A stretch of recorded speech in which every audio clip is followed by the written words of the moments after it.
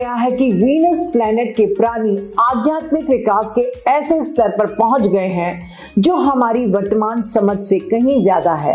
तीसरी root race के समय वे मानवता के विकास को आगे बढ़ाने के लिए वीनस प्लैनेट के भगवान ने 105 महान कुमारों को पृथ्वी पर भेजा, जिसका प्रतिनिधित्व सनत कुमार कर रहे थे। वह कुमार 9वीं डिग्री दीक्षित है।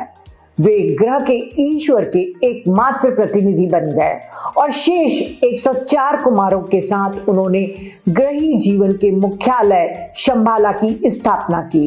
टॉरकॉम कहते हैं कि फिर शंबाला से 49 महान लोग ह्यूमैनिटी के करीब चले गए और हायरार्की की स्थापना की। इन 49 महान लोगों ने योजना बनाई और निर्णय लिया कि मानवता को 7 अलग अलग विषय सिखाए जाने चाहिए: politics, education, science, arts, communication, religion और फाइनेंस। प्रत्येक डिपार्टमेंट अपने 7 मास्टर्स के साथ दिन रात काम को पूरा करने में विचार करता है। जब शंबाला और हायरार्की तैयार और संगठित किए जा रहे थे, तब पिछले सोलर सिस्टम से परफेक्शन को प्राप्त अत्यधिक उन्नत आत्माएं, जिन्हें सोलर एंजल्स कहा जाता है, उन्होंने मानव जाति को हायर माइंड दिया। इस प्रकार हम कह सकते हैं कि हायरार्की और सोलर एंजल्स के सहयोग से ही मानव सभ्यता विकसित हुई। हर क्षेत्र, चाहे health, science, medicine, technology, arts, कोई भी क्षेत्र हो, मानव की सभ्यता उच्चतम शिखर की तरफ जा रही है। वीनस प्लैनेट से पृथ्वी तक सनत कुमार की यात्रा को गहन करुणा और त्याग के रूप में दर्शाया गया है, जिसमें वे मानवता को एनलाइटनमेंट की ओर मार्गदर्शन करने के लिए निम्न आध्यात्मिक स्तर पर उतरते हैं, जिन्होंने पृथ्वी के स्पिरिचुअल ग्रोथ के लिए ग्रेट व्हाइट ब्रदरहुड की स्थापना में महत्वपूर्ण भूमिका निभाई है, जिसमें मानव जाति के स्पिरिचुअल ग्रोथ को मदद करने के लिए समर्पित उन्नत सिद्ध ऋषि और गुरु शामिल हैं। ऐसा माना जाता है कि सनत कुमार का प्रभाव और मार्गदर्शन बहुआयामी मल्टी डायमेंशनल है, जो व्यक्ति को सेल्फ अवेयरनेस, कंपैशन और स्पिरिचुअल ग्रोथ को बढ़ावा देने के लिए प्रोत्साहित करता है। वे स्पिरिचुअल सीकर्स को भौतिक संसार की सीमाओं से परे जाने और कॉन्शियसनेस की हायर स्टेट प्राप्त करने में सहायता करते हैं। थियोसॉफिस्ट ए.ई. पावेल ने कहा है कि विश्व के भगवान सनत कुमार पृथ्वी की आत्मा के साथ निरंतर टेलीपैथिक संबंध में है। एलिस बेली के अनुसार भगवान सनत कुमार अपने महल के एक विशाल कमरे से काम करते हैं, जिसे विश्व के भगवान का काउंसिल चैम्बर कहा जाता है। यहीं पर वे नियमित रूप से Maitreya, master Djwal Khul, Saint Germain, master Jesus और प्राचीन ज्ञान के अन्य मास्टर से मिलते हैं, जिनके बारे में कहा जाता है कि उनमें 24 प्रमुख काउंसिल मेंबर्स हैं, ताकि मानव जाति को चेतना के उच्च स्तर पर लाने के लिए जो मास्टर्स की योजना को लागू किया जा रहा है, उसकी प्रगति का आकलन किया जा सके। यहीं पर वे समय समय पर व्यक्तिगत रूप से अन्य सोलर सिस्टम के एम्बेसडर से भी मिलते हैं। लीड बेटर और एलिस बेली ने बताया है कि सनत कुमार का एक महत्वपूर्ण कर्तव्य हर वैसाख यानी बुद्ध पूर्णिमा पर गौतम बुद्ध के नेतृत्व में एक विस्तृत अनुष्ठान होता है, जिसकी अध्यक्षता सनत कुमार, लॉर्ड मैत्रेय और जीसस करते हैं। इसमें हमारे पृथ्वी ग्रह की कॉस्मिक एनर्जी को संतुलन में रखने के लिए सोलर सिस्टम के ईश्वर से पृथ्वी पर ब्रह्मांडीय ऊर्जा केंद्रित की जाती है।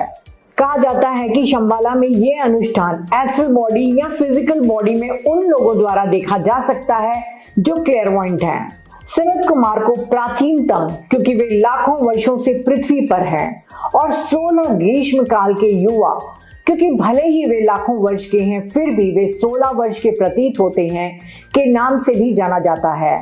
सनत कुमार गुरुओं के गुरु और ग्रह पर शासकों के शासक हैं, लेकिन वे शायद ही कभी बोलते हैं। उन्हें मौन दृष्टा भी कहा जाता है। वे अपनी उपस्थिति देते हैं और हायरार्की की मदद करते हैं। उन्होंने 24 सूत्रों, सूक्तियों या आज्ञाओं में शिष्यत्व के मार्ग से संबंधित शिक्षाएं दी। भगवान सनत कुमार ने ये आज्ञाएं सम्राट पृथु को दी थी। बाद में मैत्रेय ने भगवान सनत कुमार द्वारा दी गई ये शिक्षाएं भारतीय शास्त्रों में उल्लेखित विदुर को दी हैं। इन्हें वेद व्यास द्वारा भागवतम के 4थे सर्ग में दर्ज किया गया है। 24 आज्ञाएं हमें पहले से ही ज्ञात बातों को याद करने और अपने विचार पैटर्न और अपनी डेली रूटीन में काम करने की हमारी क्षमता, सेवा में हमारी प्रभावशीलता आदि को बेहतर बनाने के लिए प्रस्तुत की गई हैं। वे 24 आज्ञाएं हैं: खुद से पूछें, मैं कौन हूं?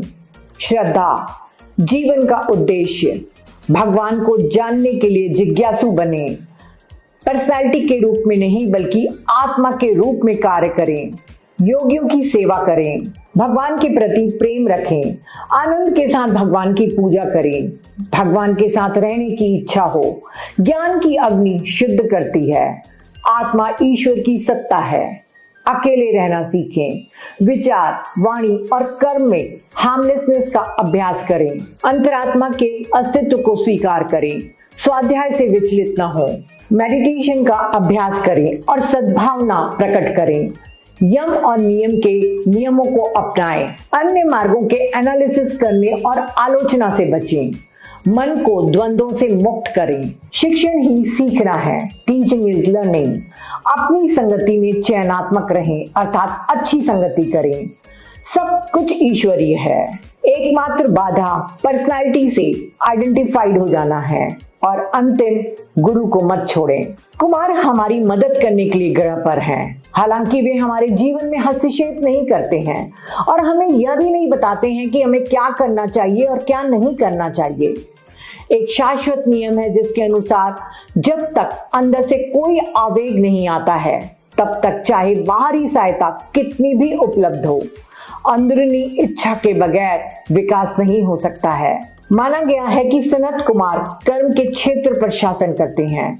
उनकी मदद द वॉचर, जिसे साइलेंट वॉचर भी कहा जाता है, शामिल है, जिनका कार्य लगातार आकाशिक रिकॉर्ड्स पर नजर रखना और पृथ्वी की जीवन तरंगों से संबंधित उन पर मौजूद सभी इंफॉर्मेशन को दैनिक रूप से डाउनलोड करना है और इसे हॉल ऑफ रिकॉर्ड्स के संरक्षक को भेजना है। वॉचर प्राणियों की एक विशेष जाति का हिस्सा है जो इस कार्य को पूरा करते हैं और ये पूरे ब्रह्मांड में ग्रहों पर तैनात हैं। ब्रह्मांड के सुपर कंप्यूटर के द्वारा ही कार्मिक बोर्ड का निर्माण होता है। सनत कुमार चिंतामणि की संरक्षक आत्मा है। चिंतामणि एक अलौकिक रत्न है जो पृथ्वी पर शासन करने वाले को दिया जाता है। यह स्वयं प्रकाशमान फिलोसोफर स्टोन शंबाला के भगवान और विश्व गुरु द्वारा संरक्षित है। चिंतामणि को साल में एक बार मानवता पर प्रकाश डालने के लिए शंबाला की गुफाओं से बाहर लाया जाता है। इसे शंबाला से श्रावस्ती लाया जाता है और वापस ले जाया जाता है। इसके द्वारा वे ह्यूमैनिटी द्वारा पृथ्वी को दिए गए दुखों से हीलिंग प्रदान करते हैं। सनत कुमार की एक शिक्षा कहती है कि प्रभु को पाना दैनिक जीवन की लय बन जाना चाहिए, जीवन का अनुष्ठान। और वे कहते हैं अपने हर एक्शन और व्यवहार में ईश्वर का अनुभव करें, हर पल का अनुभव करें, एक पल भी न चूकें। हालांकि वे हमारे प्रयासों से उत्पन्न होने वाले दबावों को भी दूर करते हैं।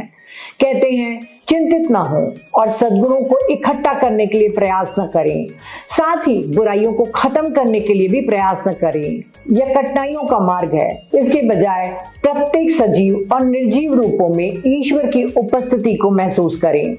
भले ही हम 1000 बार असफल हों, लेकिन यह एकमात्र तरीका है जिसका पालन किया जाना चाहिए।